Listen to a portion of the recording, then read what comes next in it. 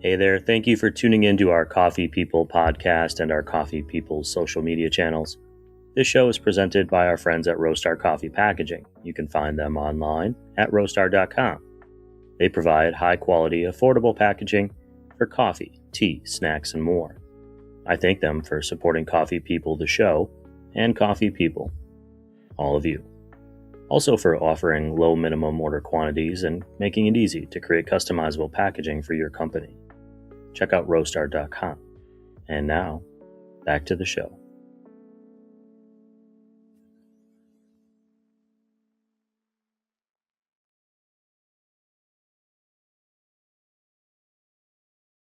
So I had this coffee smarter question I was going to ask you. Roastery asks us to get advice for other aspiring entrepreneurs in the coffee space about changing careers. But I think what I'd rather hear is, now that you're into this world, what advice might you offer to somebody thinking of leaving a corporate structure? What have you found to be the bigger challenge or the sticking points that make you sometimes either reconsider or make you go, yeah, this is the right call for me?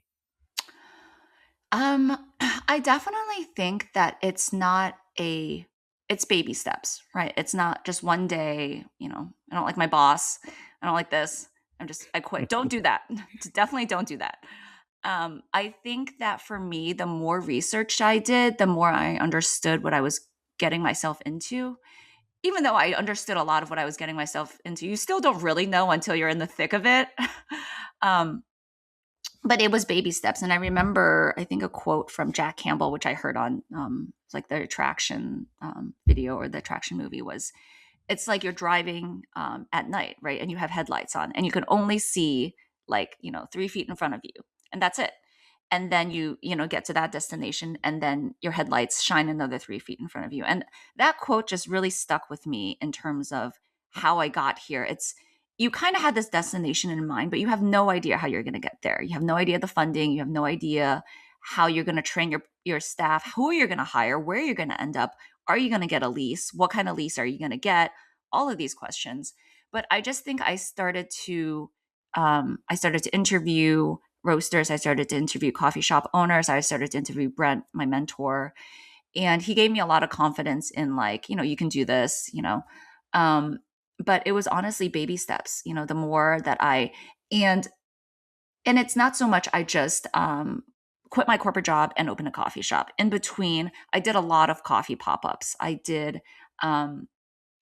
brought like a little, one of those home coffees brewing, the Breville barista, and I went to coffee events, and I made lattes and I made drinks, and I did that whole thing.